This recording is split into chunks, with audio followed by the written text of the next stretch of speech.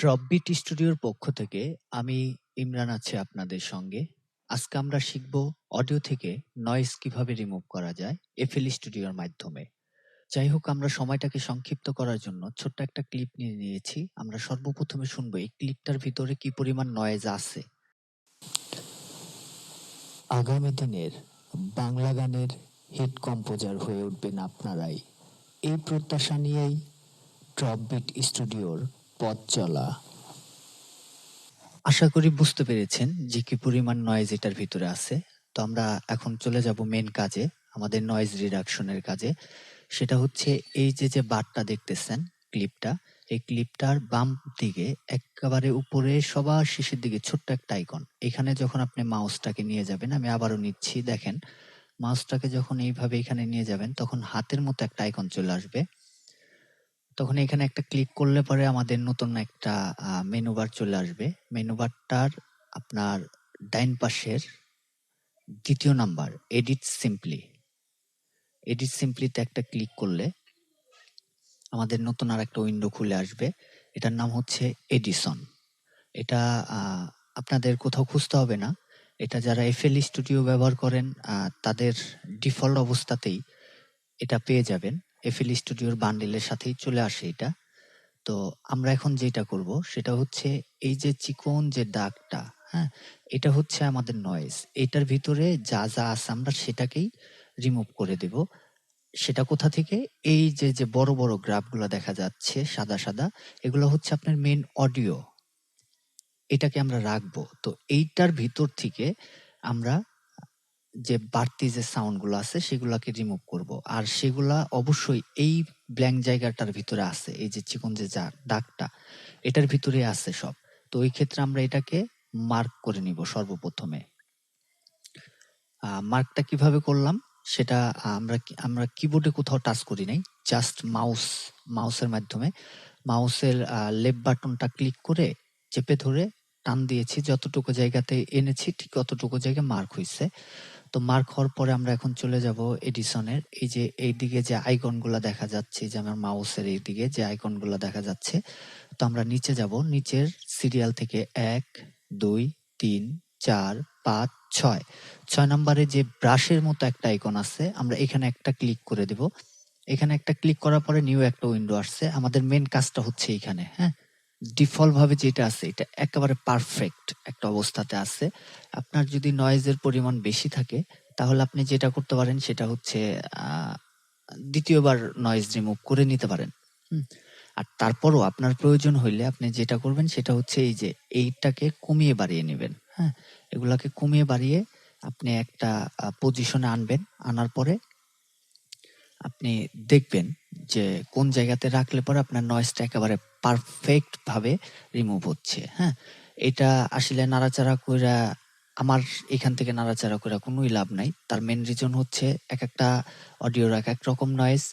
আর এটার ডিফল্ট কোনো সেটিংস যেইটা দেওয়া আছে এটার চাইতে বেটার আর কোনো সেটিংস হয় না আমার মনে হয়। এটা আমার ব্যক্তিগত মনোভাব, চিন্তা ভাবনা। তো যাই হোক, এখন আমরা যেটা করব সেটা হচ্ছে নিচের দিক থেকে এই যে সবুজ কালারের যে বারটা, এইখানে একটা ক্লিক করে দেব।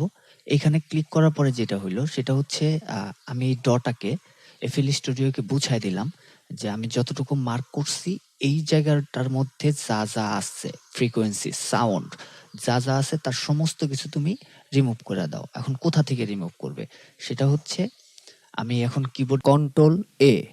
কিবোর্ডে কন্ট্রোল এ প্রেস করেছি, কিবোর্ড থেকে অল্ট এ প্রেস করেছি। কিবোর্ড থেকে যখন অল্ট এ প্রেস করলাম তখন ফুল অডিওটা আমার মার্ক হয়ে গেছে। হ্যাঁ, ফুল অডিওটা যখন আমার মার্ক হয়ে গেছে তখন হচ্ছে আমি এইবার যেটা করলাম সেটা হচ্ছে ওকে বুঝিয়ে দিলাম যে তুমি এই পুরা অডিওটা থেকে, তখন ওই যে আমি যতটুকু মার্ক করছি সে কিন্তু সেটা মনে রাখছে।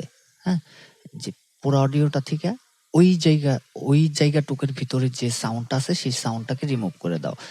এখন এটা যখন আমার মার্ক হয়ে গেল তখন আবারও সেম 1 2 3 4 5 6 নিচের আইকনগুলো থেকে 6 নম্বরে ব্রাশ আইকন, এই যে দেখেন ব্রাশের মতো একটা আইকন, এখানে আবারও আমরা প্রেস করব। প্রেস করার পরে যেটা আসলো সেটা হচ্ছে মাঝখানে যেটা, এটা হচ্ছে প্রিভিউ, যেখানে আমার মাউসটা আছে এই প্রিভিউতে যদি আপনি ক্লিক করেন তাহলে হচ্ছে আপনি একটু শুইনা দেখতে পারবেন। নয়েজটা রিডাকশন হওয়ার পরে আমাদের অডিও ক্লিপসটার সাউন্ডের অবস্থা কি দাঁড়াইলো সেটা জানার জন্য বা দেখার জন্য, শোনার জন্য প্রিভিউতে আপনি ক্লিক করতে পারেন। আমি এখন প্রিভিউতে ক্লিক করতেছি না, আমি ডাইরেক্ট অ্যাকসেপ্ট, একেবারে নিচের এই ৩ টা অপশনের লাস্টেরটা অ্যাকসেপ্ট, হ্যাঁ? এখানে আমি ক্লিক করে দিচ্ছি। এখন দেখেন উপরে বাম পাশে একটা ছোট্ট একটা দাগের মতো এখান দিয়ে গেছে। আর তার মানে হচ্ছে নয়েজটাকেও রিডাকশন করে দিয়েছে। এখন এটাকে আমাদেরকে প্লেলিস্টে নেওয়ার পালা। প্লেলিস্ট আমরা কিভাবে নিব?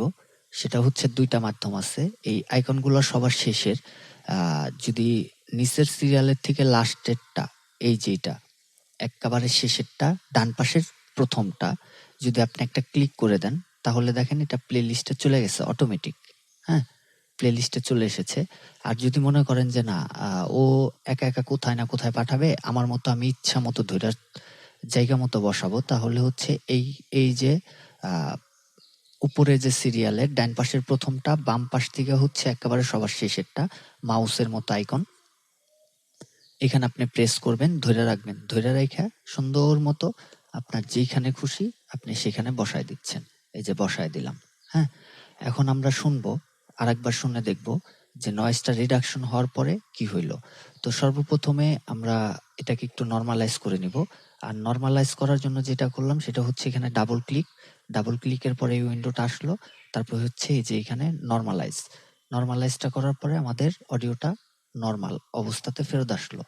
এখন আমরা একটু শুনে দেখব যে নয়েজ রিডাকশন করার পরে আমাদের কি অবস্থা দাঁড়াইলো। আগামী দিনের বাংলা গানের হিট কম্পোজার হয়ে উঠবেন আপনারাই, এই প্রত্যাশা নিয়েই ড্রপবিট স্টুডিওর পথ চলা। আমাদের নয়েজগুলো একেবারেই চলে গিয়েছে, অডিওটার উপরে এফেক্ট পড়ে নাই। তো যাই হোক, আশা করি এরপর থেকে নয়েজ রিডাকশন আপনারা করতে পারবেন।